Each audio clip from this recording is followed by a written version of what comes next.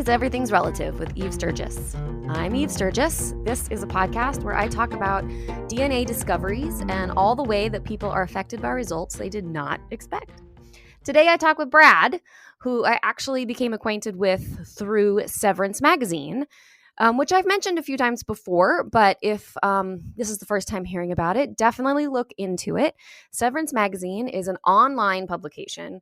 It services our our population. It's another place for people with unexpected results to find support, find essays, articles, all the things that you might connect to if you're looking for more about the NPE or MPE community.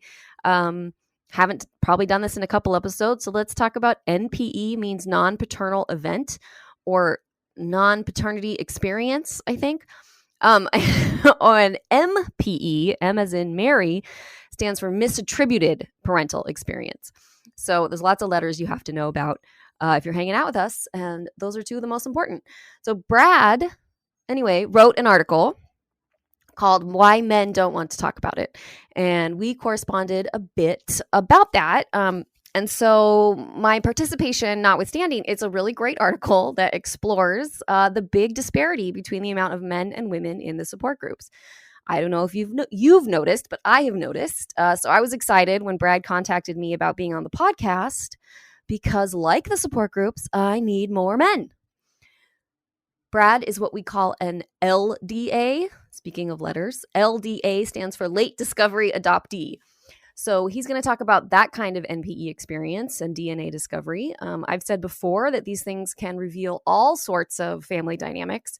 It's not just that a dad may not be the bio dad. It could be both parents. Brad is here to talk about it. So I'm going to do what I do. I'm going to roll the tape. I'll wrap it up at the end with a few thoughts. And then we can all go on with our day, knowing a little bit more about the complexity of what DNA tests are revealing to people from all walks of life. Okay? Okay, great. This is Everything's Relative. I'm Eve Sturgis. Thanks. I've got you on Zoom. Brad! Hello. Hello. It's so great to get to meet you. Good to meet you finally. Funny that we've been corresponding for a while. Yep. We know each other, or I feel like I know you a little bit, but this is our first time getting to see each other face to face. Yep. How are you? I'm doing good. Good. Hanging in there. Yeah. Thanks for giving me your Saturday night. You bet. I appreciate it. I really do. Cool. And before I forget, because I don't want to, I loved the piece you wrote for Severance magazine. Oh, cool. Which one of them did you read? I read the one about men not being, Okay. the men, why there aren't as many men in the support groups, and so I appreciated getting to invited to participate, but more importantly, it ended up being a really cool piece. Well, thank you. Yeah, I appreciate you helping me with it. Yeah. Have you been a writer? A writer by trade or practice or hobby? No, I've been a cop by trade for 27 years. Uh-huh. So you decided to make a little pivot? I decided I liked writing. So that kind of came as one of the many surprises of all of this, that I was like, I'll write something and see if I enjoy it. And I did. And now I've just kind of I still work as a cop every day, but I like that. So I write more. Yeah. Oh, that's cool. That sounds like totally unexpected. Mm-hmm. Mm-hmm. Yeah. Yeah. So speaking of totally unexpected, how do you like to tell your story? It really doesn't matter. It gets pretty twisty and turny. I think I don't know if you've listened to any of the other ones I've done. I didn't, because I like coming in cold or coming in blind, however. So what happens if you're talking about it with friends over beer or whatever? Okay. Yeah. We can do that. And then when I throw you for a loop or you're like, wait, what? Just stop me and tell me, because that happens a lot. Okay. So my wife and I did Ancestry Dna probably 5 or 6 years ago. That was going to be our, in air quotes, fun Christmas. So we did Ancestry Dna. No suspicions. No, we think something's going on here. My parents were never big about talking about our genealogical history back past my grandparents. So I just really didn't have a clue. My wife did. I didn't. So we just thought it'd be fun. So we did that in like 20. Uh, are you born and raised in Texas? Yep. Always in Texas, and you and your wife thought that learning more about your heritage sounded interesting and fun. Yes. So my dad was an airline pilot, and they flew all over the world. And I'd always be like, "Hey, if you're in Europe, see if you can find our family crest or anything like that." And it was always kind of nobody cares about that. And I was like, "Well, I do. That's why I keep asking for it." But they never did it, so I finally just stopped asking. So when the ancestry test came out, my wife and I thought, "Cool, we'll do that for Christmas," Right. and that would be a lot of fun. Um, so we did it like I think it was 2016. And I tell everybody that I talk to, I feel kind of dumb and naive. The test came back. If you've done Ancestry, you pop up in your map and you can see kind of where you came from and all that good stuff. And I looked at that and I was like, okay, so I'm English, a little bit Irish, a little bit Scottish. Cool. And I closed it. Mm-hmm. And I never ever went back. So I didn't even look at the tab that said relation DNA matches or anything. I just skipped it. So my wife stayed on it doing some more genealogy stuff, and I looked at my map and I was kind of done with it. So was the map interesting to you? I mean, even if it wasn't surprises, was it? it was interesting because nobody ever told me anything. Yeah, so I Right. mean, it was fascinating. Just I was going into it completely blind, so it wasn't anything that I saw that went me. Like my wife knows that she's got a strong Czech background, so if she'd have seen something that was outside of that, that would have seemed weird for her. For me, I didn't know because nobody talked about it. So it's just like more information for yourself and interesting what you've been asking all your life. So Yeah, just kind of fun. Okay. There was a way to do it. It was like, okay, cool, we'll do that. So fast forward to 2019, and my wife was still on there doing stuff. I'd never really gotten back on there. And one day she gets a message from a lady that says, hey, this BE person, which is me, on your account shows to be a close relationship to me, and I'm just trying to figure out how. So my wife asked me. I had never really been good with keeping up with aunts, uncles. We were never really close. So my wife asked me, I was like, I don't have a clue who that is, but that doesn't mean anything other than I don't know who it is. Right. So she said, okay, well, I'll talk to her. So I was like, that's cool. So they started messaging back and forth on Facebook and talking on Ancestry a little bit, but the Ancestry Messenger thing's kind of weird, so just easier talking on Facebook. Sure. So they talked for quite a while, and the lady, I've gone back and read all the messages now, and it makes so much more sense where she was headed with all this. We just didn't know. So you don't know what you can't see. Well, that and like my wife and I still laugh. I look at the message now, and when you get a message from somebody, you can click on a button and see the relationship.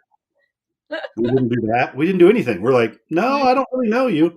So the only thing that threw a kind of wrench in her contacting us was we had found out that we still don't know for sure, but we're fairly certain that my mom that raised me is adopted. We're not 100% for sure. Her mom told her that she adopted her and died shortly thereafter that. And that's so far back that my mom's never had an interest in diving off into it. So we just really don't have any way to know. So this lady was about the same age, and we immediately thought, oh, that's probably a half sister, full sister, cousin, somebody related to my mom. So we told her that, and she kind of disappeared again. So I guess she went off to research that to see if that was the case. And we didn't hear back from her until the day before St. Patrick's Day in 2019.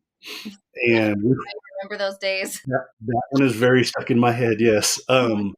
So my wife and I were actually out on a date, and she started getting messages from this lady again. She said, hey, this lady's messaging me again. And she said that she's done all her research and there's no way she's related to your mom. And I was like, okay. I mean, I'm at a loss. I don't know what to tell her. I'm still not smart enough to have ever clicked on show me who this person is. So I told my wife, I was like, I don't know what else to tell her. So tell her we're sorry. She said, well, so we were sitting there at lunch talking, and they're messaging back and forth. And the lady finally, I guess, decided it was time to spill the beans and said, well, let me tell you what I think and see how this sounds. And we're like, okay. Said, so my sister had a baby boy born on July 8th, 1970 in Dallas, which is my birthday. And I think that's this BE person on your account because he was given up for adoption at birth. And we sat there at lunch and I went, well, I mean, no, that's not it. That does not track the narrative that I know about myself. Yeah, that doesn't work at all for me. So I said, ask her what hospital she thinks this happens at. I've got my birth certificate at home. I can look at it and we'll at least get her on the right track. I'm not mad at her. She's just confused. So my wife asked her and she said she couldn't really remember, but she'd do some research. And so we wrapped up lunch, came back home. My in-laws came over, and funny enough, because we've been talking about ancestry, my in-laws and my wife end up on the couch playing with the family tree.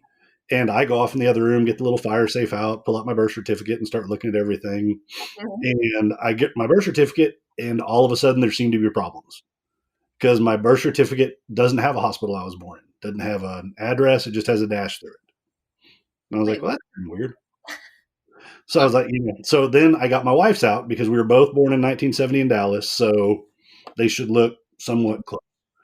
And they couldn't look any more different. So my wife's looks like a typed out document. It's got her dad's signature on it. The raised seal and all that are there. And is it the seal of the city? Is that what we usually have on it? There's a county, Dallas County. Okay, county. Yeah, I mean, yeah. So it has the Dallas County seal on it and all that. Mine, on the other hand, if you remember back to old school in the library, the microfiche machines, mine looked like a bad copy off a microfiche machine. And it was stamped and sealed out of Travis County in Austin, which is the state capital here. So I was like, well, that's weird. I know we were both born in Dallas. But so then I start looking at the differences between hers and mine. Mine, like I said, looked like weird microfiche. Hers looked like a document that somebody had typed in. The real deal. Yeah, hers had the hospital she was born in. Mine had a dashing out. I mean, just had nothing where the hospital I was born in. And then where usually the father signs the birth certificate, it's called like the informant or something. Her dad's signature's there. My dad's name is just typed in. So there's no signatures on it. They're totally different. And when do you think the last time was you had ever looked at your birth certificate? Gosh, probably when this happened, probably 22, 23 years ago. Yeah. I mean, I pulled it out was for getting a job and right. You need it for a job or like a passport. Like and you still aren't, you generally, there aren't any questions that ask you to look at it with detail. Just, you have to always like show it. Yeah. You show it. And I mean, really I've probably had that in my possession 30-ish years. So that's always been my birth certificate. I didn't ever look at it and start putting it next to another one and going, well, these don't look the same. That's not right. So I just always assumed it was that was that. So my in-laws finally left and I went into my wife and was like, okay, so some things are bothering me. She's like, okay, well, tell me. So I handed her our two birth certificates. I was like, these couldn't be more different. Like, yeah, that is kind of weird. I said, yeah, that's kind of weird. And here's some other things that are bothering me because while she was talking to her parents, I was sitting in the other room quietly trying not to freak out and panic everybody. So I was, running through all these things in my head of still thinking this lady's not right. She's confused, but we'll get it all figured out. So when I was in there thinking, what I realized was my mom has told every embarrassing story about me to my wife that you can imagine. Anything I didn't want told has been told. So I said, we're sitting there talking. I was like, tell me anything you know about my mom being pregnant with me or giving birth to me. Because we've had 3 kids now. My mom's been there for all 3 of them. You would have thought stories swapped somewhere. And my wife sat there and she's never told us any stories. Like, that's true. I've never heard no birth stories, no guilt trip of I was in labor with you for this long and this is how you treat me. Right. So I was like, so that kind of bothers me. And she's like, yeah, that is weird because I would expected to hear those. I said, yeah. And I guess it's that had always been my reality. So I never questioned it. It just, nobody ever told me about it. Yeah. Oh, it's so amazing. Yeah. It's so amazing the like the lack of information becomes interesting within a certain context. Yeah. All of a sudden it does. And then the other one was My parents took pictures of everything. I have pictures of them when they were first meeting, dating, all this stuff. And so I asked my wife again, I was like, tell me one pregnant picture you've ever seen of my mom. She's like, never. I said, me neither. And I've seen all the photo albums. So either I've missed one or there's no pregnant pictures. And we Yeah. still, Yeah. That's you know, go ahead. weird. And I would have thought maybe like generationally, like being pregnant wasn't so, I don't know. And that's actually what my wife said and what we wanted. We're like, maybe she just doesn't like talking about it and maybe they didn't want pregnancy pictures. So, okay. So we're still okay. I'm still not convinced. I'm just still like, this is just weird. So I had asked my wife, I was like, did the lady that contacted you ever tell you where she thinks I was born at? Because my birth certificate has a dash on it, but I'd be curious where she thinks. And she said, I can't remember the name of it, but she gave us a very specific description of like this little clinic more than a hospital and where they lived compared to where it was. And when my wife told me, I kind of took an extra breath because I was like, I think I know where that is. I think I've been there. So it ended up being a place that my parents took me to visit every time we went to see my grandparents. And we visited this nice old doctor named Dr. Carmichael. I was a kid, never understood why we visited Dr. Carmichael, but your parents go somewhere and like everything else in the story, I just went along. So no clue. Just I was like, so if this is where she's talking about, that's creepy because I've been there. I mean, I can picture the building, what it looks like on the inside still, because I went there so many times as a kid. It's a real, Yeah, that's a real weird move, Mom. it was. And I was like, that's so strange, but okay. So we're still talking. I was like, so what do I do now? Because I mean, I've got all this weirdness, but nothing that's really good proof other than this lady saying, hey, I think you're my sister's kid that got adopted. So my wife, who is much smarter than me, said, hey, we have a friend from church that's adopted. And she's known ever since she was also born in Texas, but she's known for as long as she can remember that she was adopted. She said, so reach out to her because she had gone through and found her birth parents and made contact with everybody. She said, so reach out to her and just see what she knows, bounce all this off her and see what she thinks. I was like, okay, great. So this was getting later now. So I waited till the next morning.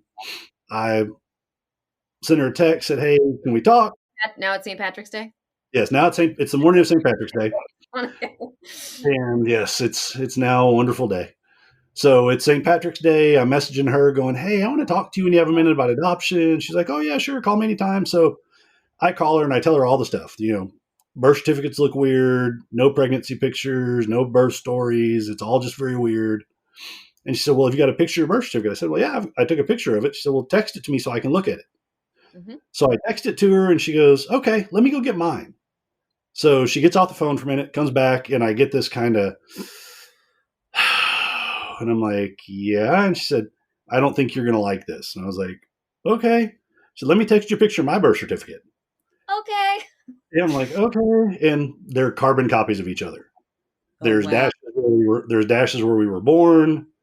Birth father's names aren't signed. They're typed in. They're both from Austin. I think she was born in Abilene. Mm-hmm. I was born in Dallas. And magically, both of our birth certificates have come from Austin.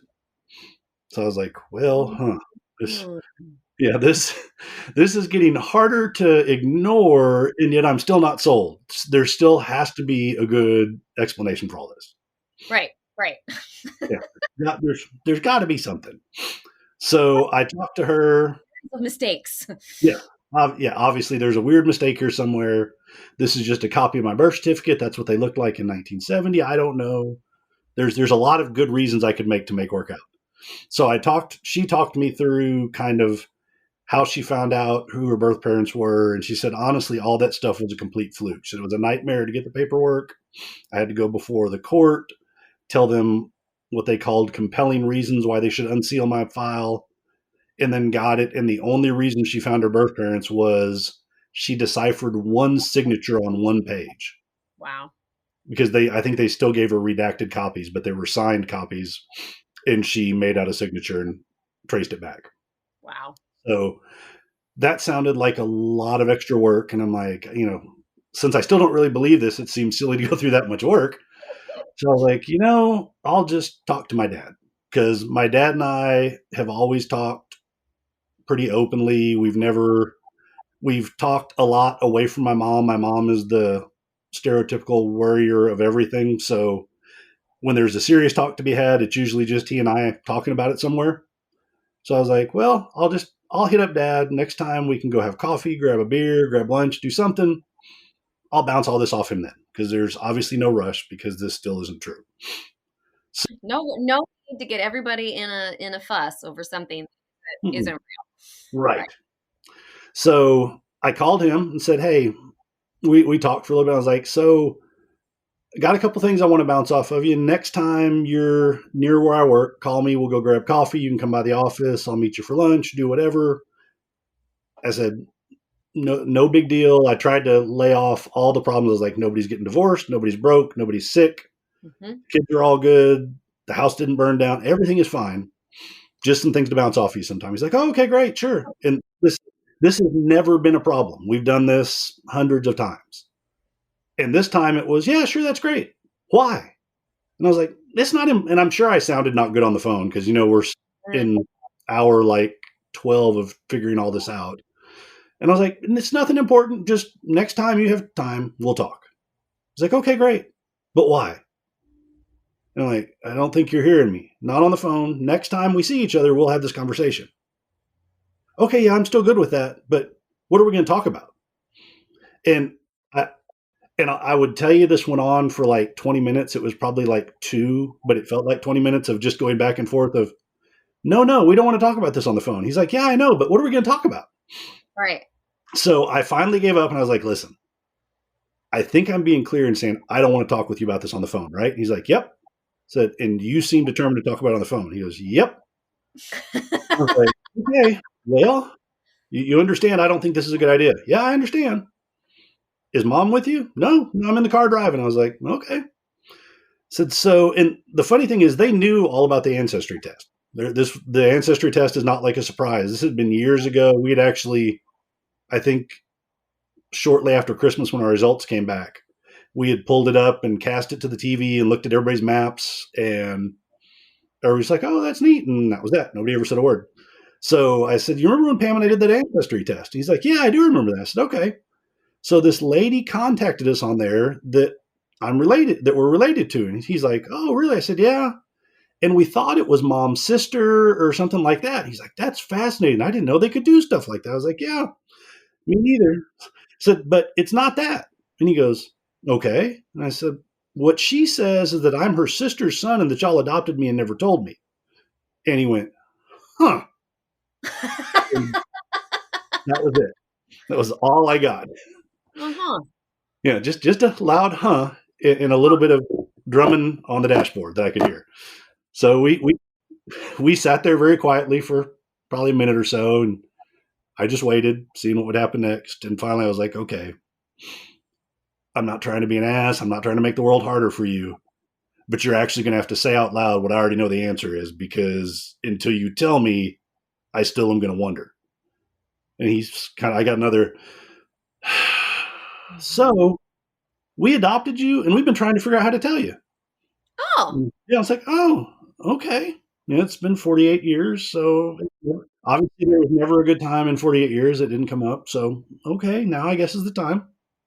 So he said, well, yeah, we adopted you. Nothing changed. My favorite line ever. Nothing has changed. And I should probably go home and talk to your mom. I said, yeah, you should probably go talk to mom because the gig's up. It's all out there. Wow. Mm-hmm. He's like, so when should we talk about this? And I was like, well, I'm working tonight. Somehow I managed to work my shift through all this. I was like, I'm working tonight, and I'm going to take Sunday to regroup. And how about Monday? He said, okay. So we hung up, and that's how I found out that, yes, this lady was right. I was adopted, and I was her sister's kid. Wow. Can you remember how you felt at that moment? Like the world had opened up underneath me. Like everything just spun, basically. It's hard.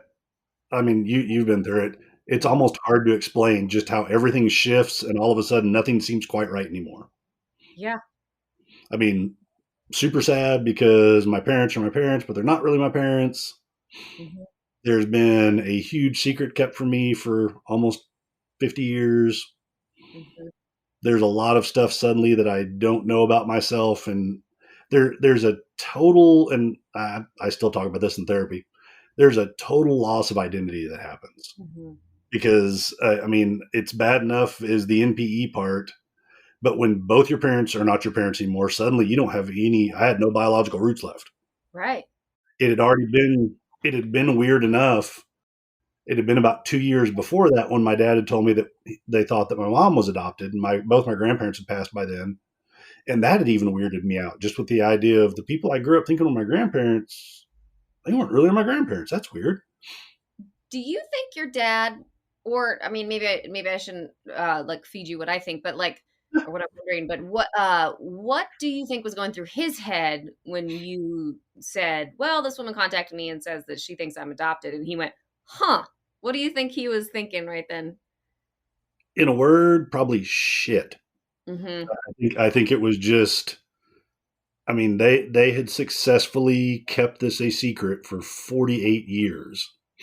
And I think, I mean, talking to him later, who would have thought in 1970 that you could spit in a plastic tube and put it in the mail and they could DNA match you to other people? Nobody saw that one coming. Nobody saw that coming. I mean, yeah. Oh man, I think about that all the time about like, what will it be when we are older that will be some kind of fascinating Yep. technology we didn't see coming. Yeah. So I think it was just pure shock that, I mean, something they had done a phenomenal job of covering up just got the blanket ripped back from it. And all of a sudden it was all out in the open. Hmm.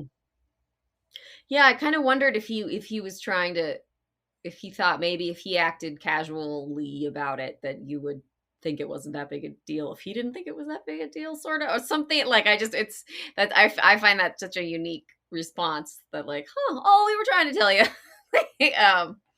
I don't know. I was just that, so I'm just curious. But go on, go on. Well, and I think that's his personality. We don't make a big deal out of anything. If Right. you're on fire, you quietly go find water and put yourself out. You don't make a big deal out of it. That's silly. Is your dad my dad? Yes, probably. I've, I'll send you a different piece that I wrote that talks a lot about him. Or no, that was that one. So you've read that article. I mean, I've Hmm. watched my dad nail his hand to a fence, break his leg, and we don't make a big deal out of any of it. We just go, oh, that kind of hurts. Go pull my hand off the fence, and Wow. okay. So that's the normal reaction. And then I think the rest of it was just the cover up of, we've been caught. I better say something. We're trying to figure out how to tell you because what else do you say? Oops. Right. Right. So All right. I hung up with him and texted my wife and said, I can't talk right now because I've got to get my head back together. But I guess go ahead and text this lady and tell her she's right because my dad just told me I'm adopted. And she's like, what? I was like, I know. Can't talk on the phone right now. Just text her and tell her that if you, I was like, if you want to talk to her, you're welcome to talk to her. This is way too much for me already. So tell her I'm not going to be talking to her soon. Not because I'm mad, just because I've got enough to deal with without starting that yet. Mhm. So what ended up happening from there was my wife was a phenomenal kind of information filter. She would ask questions for me, and this lady had been trying so hard and hinting about it for so long that, I mean, there wasn't a whole lot my wife had to ask. She just spilled it all out. Oh wow. So this is where things get twisted and turned, and you'll have to interrupt me and stop me and try to make it all make sense. So the person that contacted me, like I said, was my birth mom's sister, so her aunt. She was also the first, or no, I think second wife of my biological dad. So aunt and bio dad were married. Okay. Okay, hold on. Yep, you're right. Okay. Oh, Yep, this is where we get into like charts and whiteboards.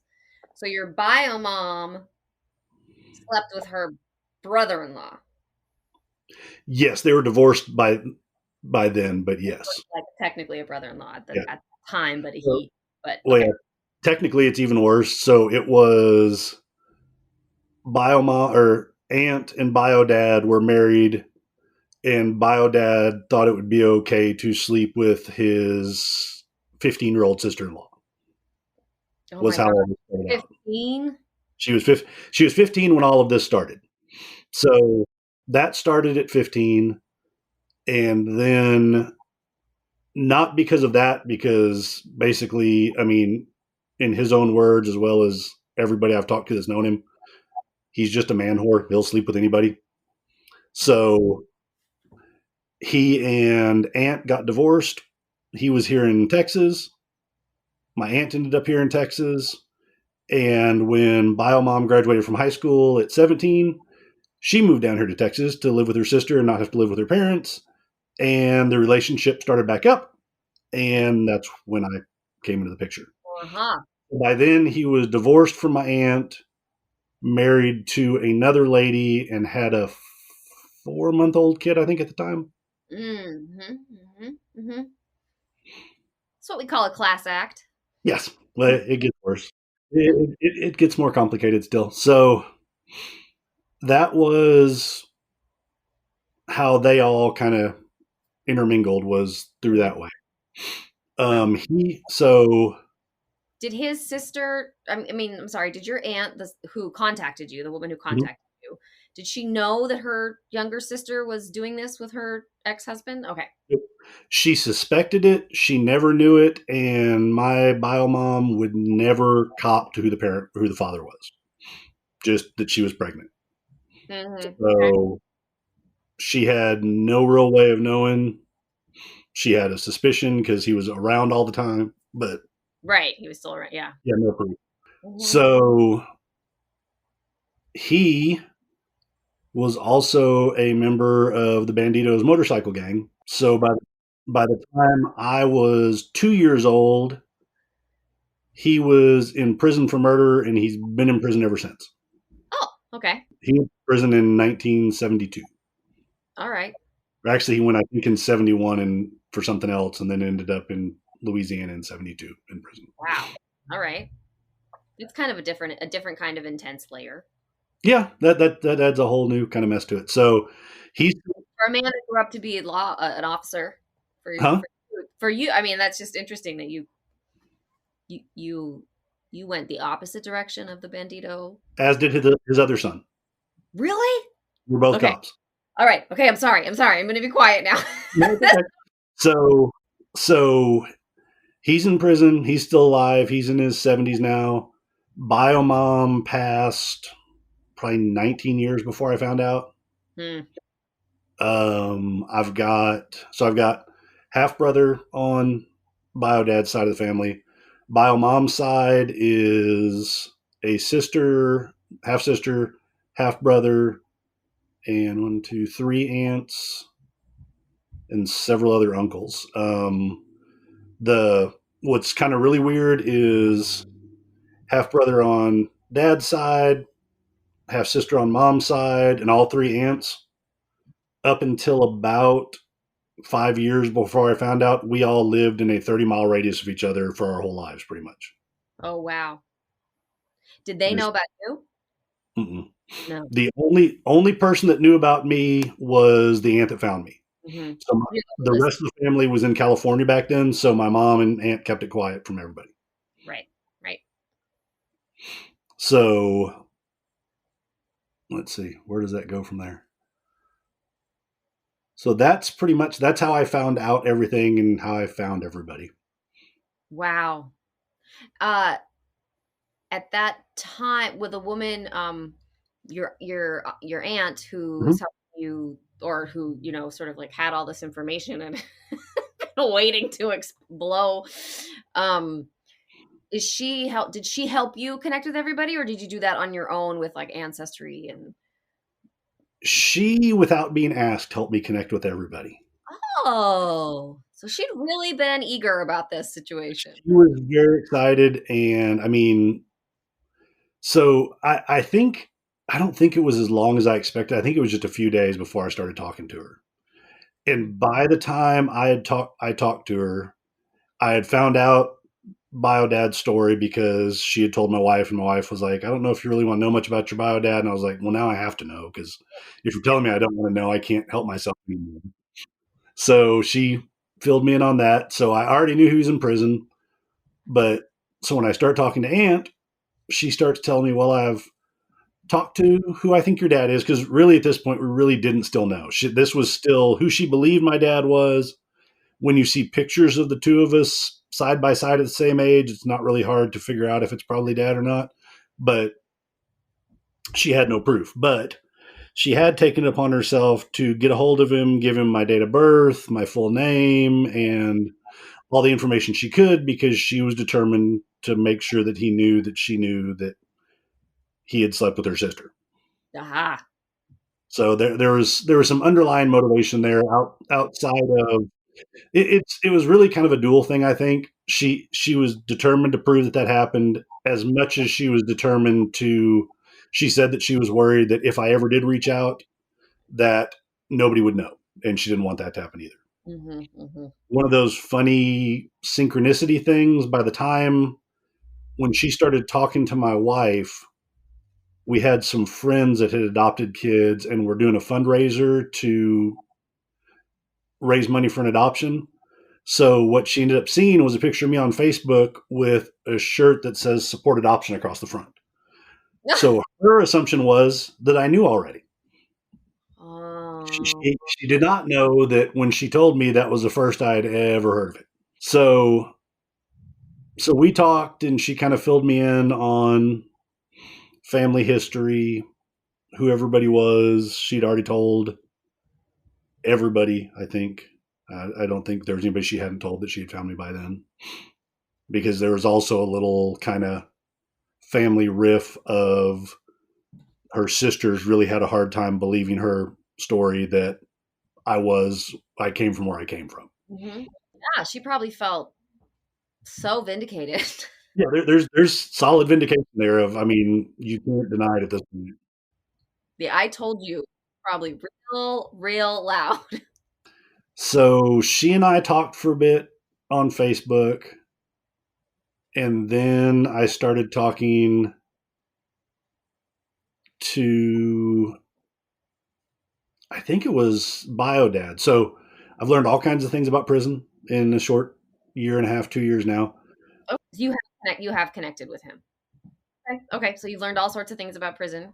Yep. So there's email in prison. Didn't know. Now I know.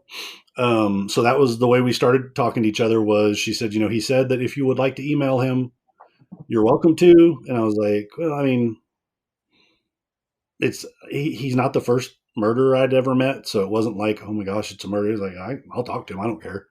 So I sent him an email, and he was very, not standoffish, but very reserved at first. Kind of, yes, he would totally cop the idea that I could be his kid, as much as could anybody else that had been around at that time too. I was like, that's fair enough. So he hadn't known about your existence all this time. No. So so we talked, and he said, timing wise, yeah, I was with your mom back then. So it's totally possible, but I'm not convinced. He knew my mom was pregnant around that time. He didn't know, like I said, it wasn't for sure that I was him. That it was him. What kind of sold it for him was, I'll see if I can make that show on your screen. I sent him a picture of both of us. Oh, yeah.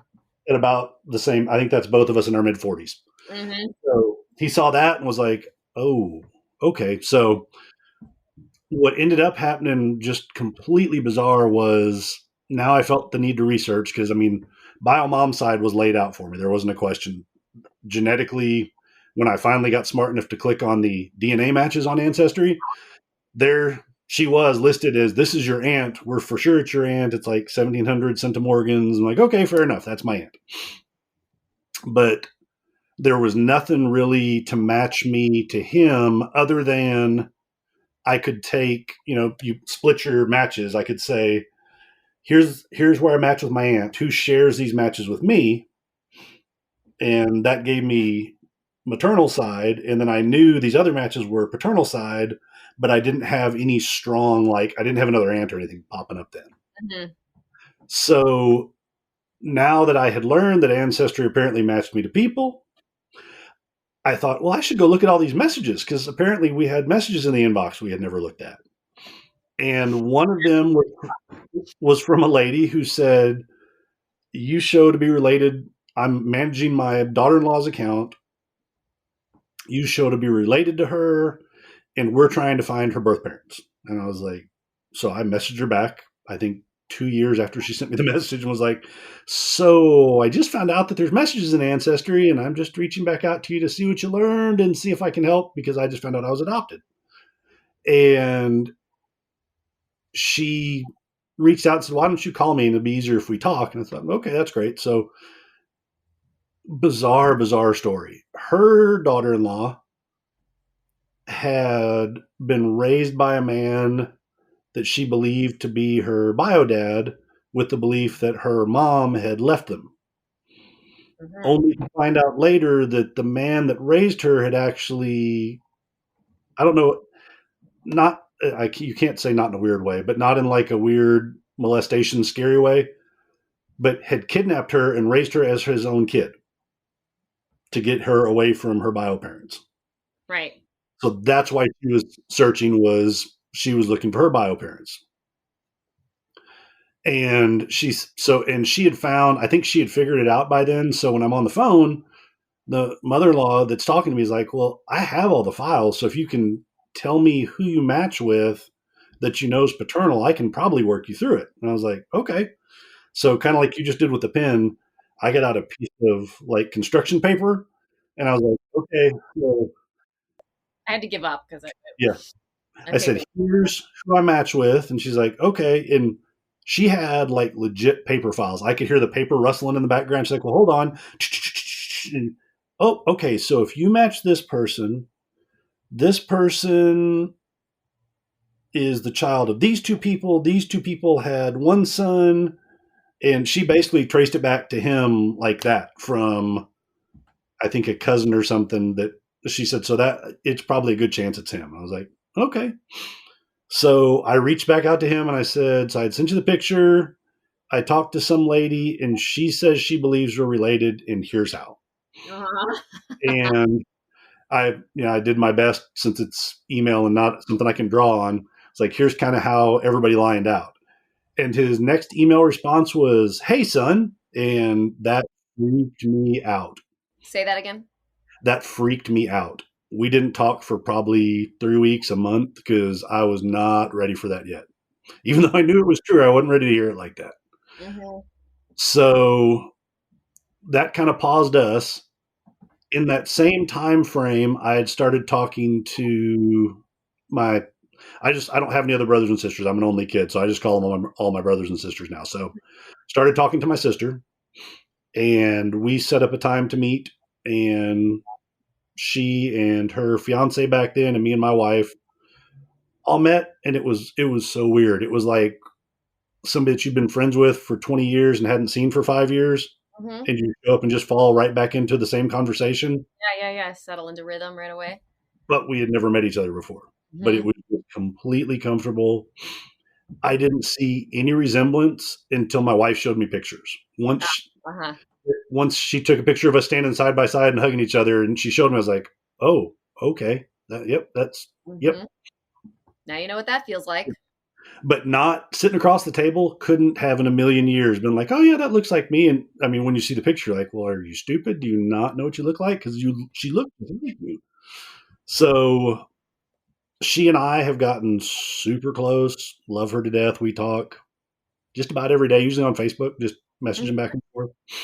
So that's the nice thing about this story, is all the reunions have really been pretty good. So hers is great. The aunt that found me, we still talk. The aunt that found me is the only one that doesn't live here anymore. She's in Tennessee now. Her husband passed away and she moved to Tennessee, but everybody else is still here locally. So her, I see a lot less just because she's a long ways off. Right. But I see sister fairly regularly.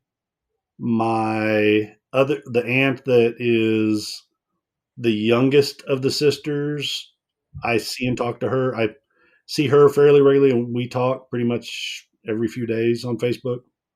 Same thing, great lady, fun to talk to. She's early 60s, so she's barely a decade older than me.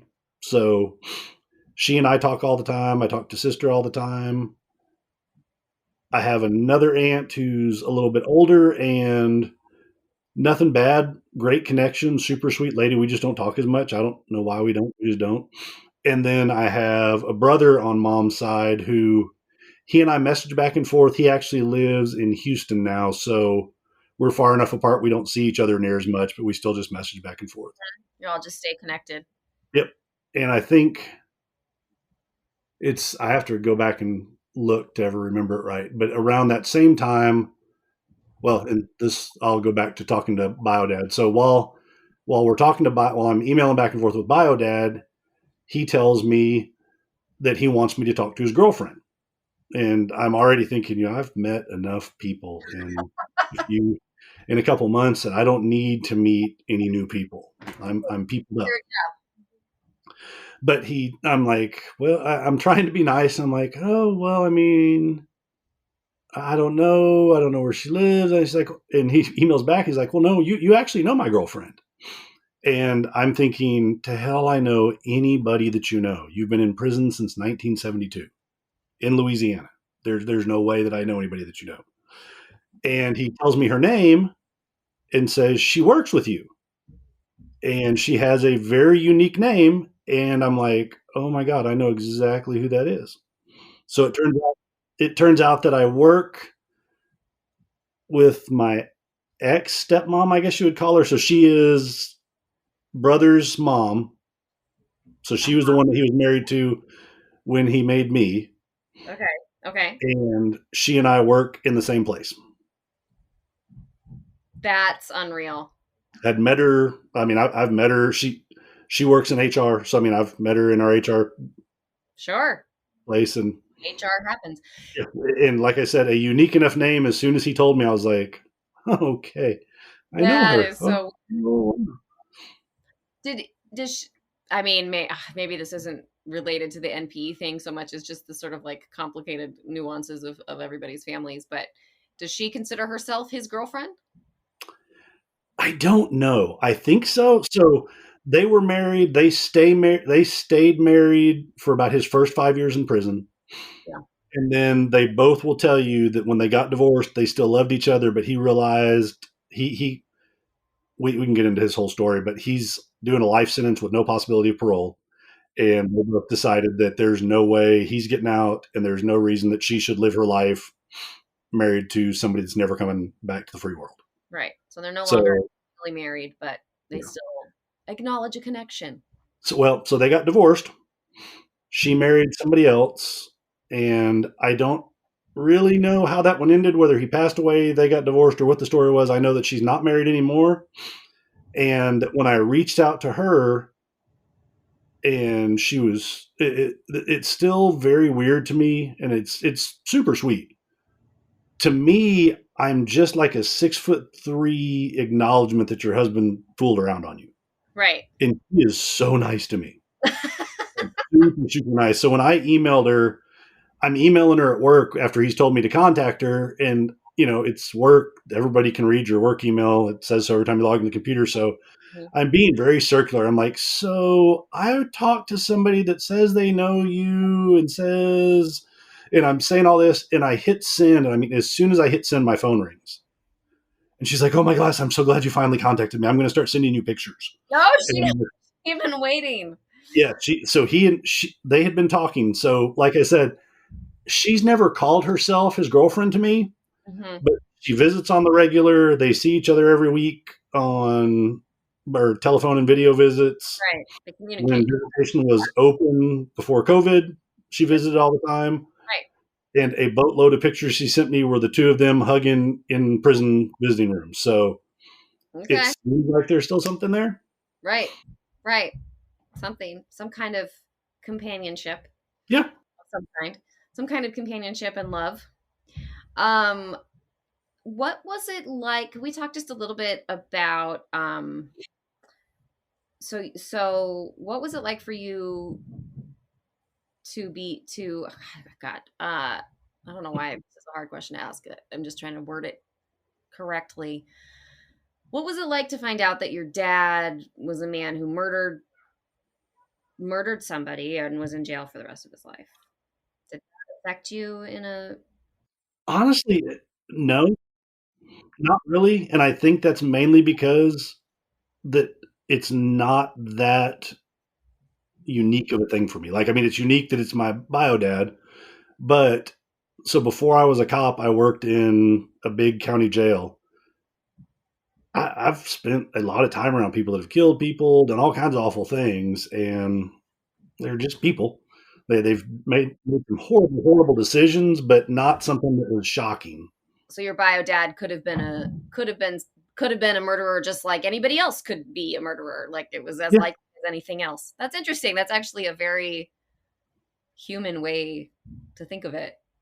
Um, hmm. yeah. I worked in a jail for about just shy of 3 years, and all one of the big things I really ever learned was you would end up talking to some super smart people that just made really crappy choices. I mean, had they applied themselves in any other direction or had the ability to, Mm-hmm. been in a totally different world. So knowing that that's what he did and that's who he was, it was kind of a non-issue for me. Mm-hmm. Mm-hmm. Now, what I did, I'm trying to think of anything else to.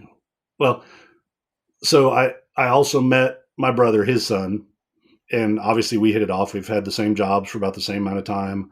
He and I, like I said, I started work in a big county jail here. He and I missed each other there by about 2 years. I left there in '93, and he started there in '95. Or no, that's wrong. I left there in '95, and he started there in '97. That's amazing. So you could So I have. mean, yeah, we just slid past each other. Wow. So he and I, it's weird. He and I like similar music, just very similar in a lot of ways. So he's a great dude. He's fun to talk to. It's I didn't grow up as an only child, always wishing that I had siblings. Mm-hmm. Like I didn't. My wife's an only child too. She's like, I always wanted a brother or sister. I never really had that, but now that I have them, I wouldn't trade them for the world. Right. So it's totally cool to have them. I just didn't know what I was missing. Mm-hmm. It feels like it sounds like you're a man who in a you're there's a, it's actually like it's kind of a zen philosophy that you've had for your whole life. Everything you've described, that like what is like you just seem to be in like a place of acceptance. Like I mean, you're just talking about visiting that doctor and being like, okay, like we visit this doctor in this town and there's no stories of birth. Like, okay, that's what it is. And I don't have siblings. Okay, that's life. And then which is I can see that that trait being a great benefit to anybody. An adaptability or something. There is. I think that trait's good, except it makes it really easy for you to accept what you see, and then you don't realize you're adopted for 48 years. So there's that part. Yeah, it's helpful. I mean, it hasn't changed the need for therapy and things like that, but it's helpful to be able to not freak out that oh my gosh, my dad murdered somebody. Yeah, he did. Right. Um, and how can you just touch briefly on did you ever talk with your adoptive parents? Like are you did that how's that going with them? Um, so it's kind of a mixed bag. We talked like I totally skipped over that part. The You were going to talk on Monday. Yeah, the Monday after I found out, we sat down and had a 1 hour conversation where basically they told me, they adopted me. And short of that, they know nothing. They don't know anything about my birth mother, my birth father. They know that they filled out some forms. It turns out the hospital we used to visit was the hospital I was born in. The doctor we used to visit, Dr. Carmichael, was the person that arranged the adoption and said, if y'all are ever here, I'd love to see him as he grows up. So that's why we would go there all the time. I think all the things parents feel like they have to say, nothing's changed, we're still your parents, which is nice and accepting, and at the same time totally untrue because everything kind of changes all at once. But I think probably the weirdest thing about talking with him about it was I felt like I spent about an hour trying to make them feel better for the secret they kept. Right. I think that's really common.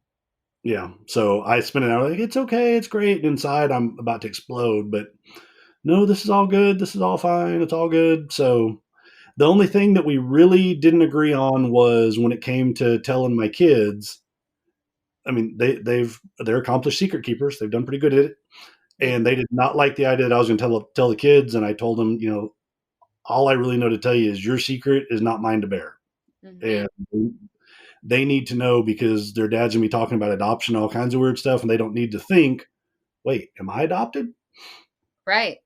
Not that there's anything wrong with it, but they've got enough things going on as they're growing up to not know, to be wondering, why is dad whispering with mom about adoption? So what I didn't know when we had that conversation would be almost one of the last conversations we'd ever have about it. So Well, apparently we talked about it that once, and then we were going to put it back in a box and not talk about it we're ever like, again. hey, we did it. We did it. So That wasn't so bad. It was only an hour. yeah. Okay. So I mean, I really didn't catch on to that until I think the first time that I was meeting my brother on dad's side. I was driving out to meet him for dinner, and my dad just out of the blue called, said, "Hey, what are you doing?" I was like, "Oh, I'm meeting a friend for dinner. We're just gonna go hang out and have a couple beers and have dinner." He's like, "Oh, great. Who are you meeting?" I was like, "A buddy of mine that from work that you've never met." Well, but who? And I was like, "It's my brother." And he goes, "Man, it has been hot today." I mean, we just that was the end of that conversation. Uh-huh. Yeah. Too much. So that's the way it stayed. So I found out March of 2019. That's the way it stayed till probably late February of 2020. My dad got sick, ended up in the hospital, and my mom and I were splitting nights in the hospital with him. Mhm. And one night in the middle of the night, he woke up and looked over and said, "Brad, I'm dying." And I was like, "You're dying now? Or, I mean, just in general, you're not feeling good?" He's like, "No, I think I'm dying right now." And I was like, "Okay, what do we do?" He's like, "Well, let's just talk." I said, "Okay, what are we going to talk about?" "So, have you met any of your family?" And he got very curious. So we spent probably hour and a half, 2 hours talking about meeting everybody. I showed him pictures on my phone of everybody, and we kind of sewed up all that in one little hour or two chat. And he said, "I always wanted to know, but your mom always got upset about it, so I never wanted to ask." And I was like, "Okay." And probably a week after that, he passed away. Wow. So did get some closure there. Mom, what I didn't, like I said, my parents are accomplished secret keepers. Mhm. I knew that my mom's memory was slipping. I didn't know how bad her Alzheimer's was till my dad died. So there's yeah. So there's really no closure there because there's really not much she can tell me anymore. She's gotten very curious about my siblings, but for a lot of more complicated, like 4 more hours of talking reasons, I've just kind of kept those two separate. Sure. So Hmm. that's probably not going to be something that we ever get together and see each other or everybody meet at the same time. Right. But I had what I got kind of bound and determined to do, and what it made them do really was stop asking. Was I told my wife, I was like, I feel guilty enough, like I feel like I'm sneaking around. I don't feel like I should need to sneak around. Mhm. So I'm never going to lie. If you ask me where I'm going, and if my parents call and say, "Where are you going?" I'm going to tell you going to see my sister. If you don't want to talk about it, that's great. Stop asking me where I'm going. So that's kind of how I tackled that. The only one that I kept totally secret was, I think it was right at a month before my dad passed away. So it'd been like middle of February of last year. We actually went, it was before COVID hit and everything shut down. We went and I got to actually visit my dad in prison. So we got to actually sit down face to face and meet each other. That, so it was really neat. So like I said, sister and I and brother and I that are both here close have hit it off phenomenally well. My aunts and I have hit it off really well. I really went in. I tried to go in to Meet and Bio Dad with really low expectations because I mean, if you read enough of the stories, things just aren't good. We had emailed back and forth a bunch, so it wasn't like we hadn't really talked yet. But I really just tried to go in with kind of the expectation of I've been around criminals my whole life. Mm-hmm. And I don't need a person in my life that's Mr. This isn't my fault. These aren't my pants that you found all these drugs in. None of this. The world is against me and I've been treated unfairly. And that's how I've ended up here. So I went in, honestly, I think I went in expecting, well, and I'll back up in a second, but I went in expecting to really not get much out of it other than here's the person that's part of the reason I'm on earth. And we're done with that. Mm-hmm. Um, Yeah, that's actually I kind of just thought about kind of just closing the ring, just getting it all the way done, and that way I've closed that circle up. That's actually what started me in therapy. When I found this out, I went through about the first 6 months saying I'm great, everything's fine, everything's wonderful. Lester Holt, and he's a phenomenal reporter. I always call him that damn Lester Holt because Lester Holt did a Dateline special called Life on the Inside where he spent 3 nights in Angola prison, Oh. and Angola is where my dad is. Oh my gosh. For whatever reason, when I watched that, it wholly and completely derailed me from feeling fine. So I started therapy trying to figure out, was I going to go meet Biodad? Did I want to bring all that into my life? The short version of the conclusion was obviously, yeah, I decided to. So I went, had very low expectations of him.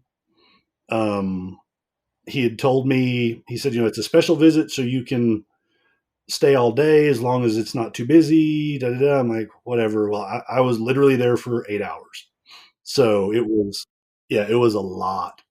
But so got there, got to prison, got searched, got run through metal detectors. If you've never seen Angola prison, it's like 15,000 acres, I think. It's this huge old plantation. So I got bussed 4 miles into the prison somewhere where I got dropped off at a camp and go in there and that's where you visit.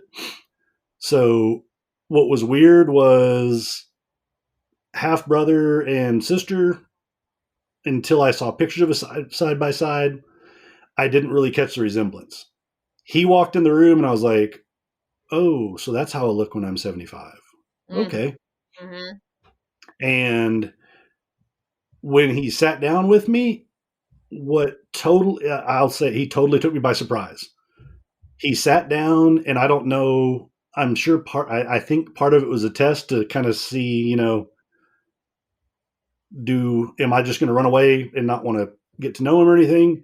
He sat down and spilled his life to me with no excuses for anything. Wow. I mean, he said, I can tell you that I killed somebody because I was drinking and I was high and all this stuff because I was drinking and high, but I killed somebody because I chose to kill somebody. And I was like, okay. Mm-hmm. And he owned all of it. And that was not at all what I was expecting. So that kind of let me let my guard down. And I'm at the point now where I genuinely like the guy. I mean, he's done something horrible. I would love to say that I think he'll get out of prison one day. He still holds out some hope that there will be some sentencing revisioning. I don't know if he will or not, but I genuinely like the man. Mm-hmm. Mm-hmm. And so we've gone from we would email every once in a while till now we video. COVID shut down all prison visits, so I can't go see him. We video visit every Friday and we talk on the phone every Monday. So I would say the worst part about finding this out and having somebody in prison is I'm getting to know them in 10-minute spurts short of emails. All the phone calls are 10 minutes, all the video visits are 10 minutes. So everything is so short. So we've taken to emailing quite a bit just because there's no time. Mm-hmm. Wow. But I mean, overall, it's been a lot. It's been very hard. I still have a lot of identity stuff to work through, but compared to so many other people's stories I've heard on your podcast, other people's podcasts, and you read, everybody has been super welcoming. I Yeah. mean, there's been nobody that turned their back, said, I don't want any part of this. Mhm. Everybody's been nothing but nice to me. That's so lovely. It That's is. It's yeah, that's been like good. and probably I don't know. I mean, well, one day there will be data on all of this, I imagine, but probably more people than not are probably welcoming and nice, but it's the people that don't get a nice welcoming that come to the support groups. I don't know. It's like Probably. there's like a skewed data situation, um but it's always lovely to have a reminder um that there are nice people and probably most people are nice and Yeah. understanding about this, or like I at least I can hope that it's most. Wow. And I just keep saying wow. Tell me what do you think, what would you say has helped you the most through this process, get from where you were on day one to where you are now, wherever that is? I think it started with therapy, but therapy is what really started journaling, which is what led to writing because I figured out that I legitimately like to write. Mm-hmm. So um, I would journal. My therapist was like, just journal your thoughts. So I would sit there and journal and journal and journal all my random thoughts. And there was something I still don't really understand it. I mean, I understand it works like therapy, but just getting those feelings out of my own head, even if it's just on paper, even if I'm not talking about them to somebody, there's a huge cathartic release that comes with that. Mm-hmm. And then taking it a step further and putting them out in the ether and letting other people read them, while super scary, is even more cathartic than just writing them for myself. Mm-hmm. So that's probably been the biggest one. I don't think I would have ever done it without therapy, and I still think therapy is a huge part of it for me because it's I'm trying to think how to even explain it well. It's like my wife and I can talk about this all day long, and she's my super support star in all this. But you kind of like you know this because you're a therapist. You need somebody that knows how to ask the right questions to kind of get down to the nitty gritty of what's going on. Like I've learned it'll eventually be probably something else I write for Severance. My first therapist who just stopped taking clients and now I have to find a new therapist set me up using a feelings wheel or a feelings chart because I suck at feelings. So she's like, "Well, how do you feel?" I'm like, "I'm sad." And she's like, "Well, but explain sad better." I'm like, "I'm sad. I said it. I'm sad."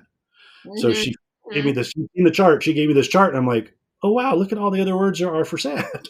So in and when you dig down into those words, I've always thought it because I've always said words matter, and I didn't know how much till I got that Mm-hmm. wheel and was like, oh, if you find the right word for something, it totally releases it. Where sad doesn't, but if you find like a word like anguish or something, you're like, oh, that's the word for this, and it's just different somehow. Man, again and again, we come back to the power of language. Yep. And So therapy's probably been my biggest help. Writing's what makes me feel the best through all of it, but I don't think I'd ever write much if I didn't go to therapy. mm-hmm. Mm-hmm. Yeah, now you've become a part of this community through. Did you come in through a support group, or did you come to Severance as a writer? How did you sort of navigate into this small world of us? So I started with one of the big support groups because that was the only one I ever found when I first started. And then I think I've kind of gone in cycles. What ended up happening was my first therapist, we were talking about journaling and that I like to write. And she's like, you need to find something to do with all this. And I was like, okay, well, I mean, what, what do I do? She's like, just look and see what could you do with all this. So I started Googling things and I stumbled at about the same time into Severance magazine and then one of the smaller NPE groups. Mm-hmm. Mm-hmm. And well, actually, what I stumbled into was the Right to Know page, I think. Sure. And that got me talking two people that were like, well, you should join this group. And about that same time, I just kindly blindly reached out to BK, who edits everything for Severance, and said, I don't know if I'm a good writer. I'm journaling a bunch, but I just think that I would like to write. If I send you something, well, and I'd read her submission guidelines. I was like, if I send you the things I'd like to write about, could you tell me if there's one of them you'd like me to try? And she said, sure. So I sent her a ton of ideas. And of course, if you ever talk to her much, she's like, well, I like all your ideas. So write about the one you want to write about. And I was like, Mhm. ugh. So I picked one and spit something out, and she liked it. And we went back and forth a few times with her edits, and that's how it started. Yeah. Yeah. Well, it's you're really I feel like we are the NPE community is lucky to have you. Is what I'm Well, trying thank you. to say. It's you're and it's also and you actually just wrote about this, but there aren't as many men in this community. Mhm. Um, and so you are it's great to have you as a man, and then also and somebody that's writing, and you're not only a man, you're not only a man, but you're a vulnerable man. um and I just think we're all benefiting from your journey, and that is a really generous thing to share with people. It's really having an effect, which is awesome. Good. um What's weird is I do great with it here. I went to therapy on Friday, and she said, well, how are you doing? I was like, I'm totally overwhelmed. mhm. Well, you present like you're fine. I was like, I know, because I Yeah, do. I walk around all day like I'm fine, but I'm not. But here, when I write and stuff, I do fine letting it all go, I guess. right. But in the day to day world, she's like, well, you act like you're fine. I was like, that's part of my game. That's why I'm here seeing you, because I'm not good at things. Right. Right. Oh yeah. Yeah, I mean, we could do a whole other episode about that. Brad, thank you so much for your time. Sure. I appreciate you talking to me. Yeah. This is so fun. Yeah, I just wanted to get to hang out with you for an evening, and we did it. So Cool. I so appreciate it. you got a good story. Good complicated story. Scandal. Family scandal. Um Lots of, yes. yeah, family scandal and small town. And it all makes sense because everybody generally stays, in the area that they grow up in. But cool. Lots of ships passing in the night, and scandal and like redemption. There's something about your dad that's really interesting. Both your dads, redemption, Yeah. um, in their own ways. Really beautiful. Thank you so much. You bet. Yeah, I'll be in touch. You have a good night. Thanks for staying up late. Awesome. Thank you, Brad. All right. I'll talk to you later. Bye. Oh, I didn't quite make it. I was trying to get all of this podcasting done this morning before the kids got up, before distance learning began, and the toddler was running around upstairs because I'm not in a soundproof booth. Not yet, anyway. Blew it. So if you can hear, if you can hear, lots of different sounds going on, it's welcome to my life. I imagine it's not so different from your life at times, where things just don't go as planned. Things are not soundproof. There's children everywhere. Um, anyway, welcome back. Here is the thing that I love about Brad. He's a man, and we need more men. He's a cop, and it's a wonderful reminder that NPEs happen to everyone from all walks of life, even Texas police officers. He's a man. He's a police officer. And he wasn't afraid to look into therapy. And now he's discovering that he loves to write. So, Brad, all around, is a great example of what can happen if you have an open mind about all sorts of things when your life throws you unexpected, unexpected punches, when your life throws you lemonade, when things are surprising. Um, whatever, analogy you want to use, I think you get what I'm saying. Have an open mind. You never know. Thanks again to Brad for being on my show. Thank you, listeners, for being there with us to learn all the ways that life can be turned upside down with a single vial of saliva. My friends hate the word saliva. How do you feel about it? Do you have questions, concerns about saliva or other things NPE related? Do you have a story? Email me, Eve at everythingsrelativepodcast.com. Or find us on social media at Everything's Relative Podcast. And if you really want to be my friend or get inside info on extra episodes and live events, come on over to Patreon for as little as $1 per month. You can support me, be in the club, you'll get fun stuff. I'll make it worth it, I promise. Until next time, folks, keep on sharing your truth. I'm Eve Sturgis, and this is Everything's Relative Podcast. Bye. Everything's Relative with Eve Sturgis is produced by Kaylin Egan and Eve Sturgis. Eve is a licensed therapist in the state of California, but conversations on this podcast are not therapy sessions. This podcast is edited by Stephanie DeLon-Zick, the logo design is by Ivy McNally, and the music is used with permission by Goodbye the Band.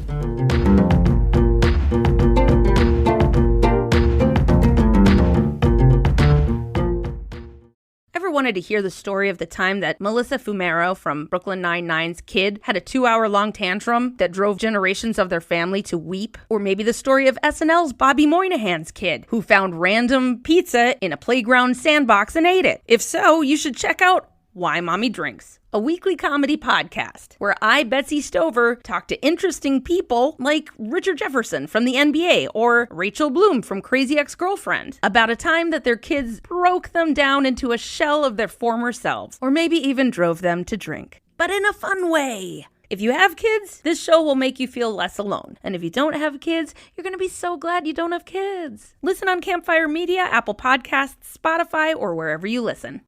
Why Mommy Drinks.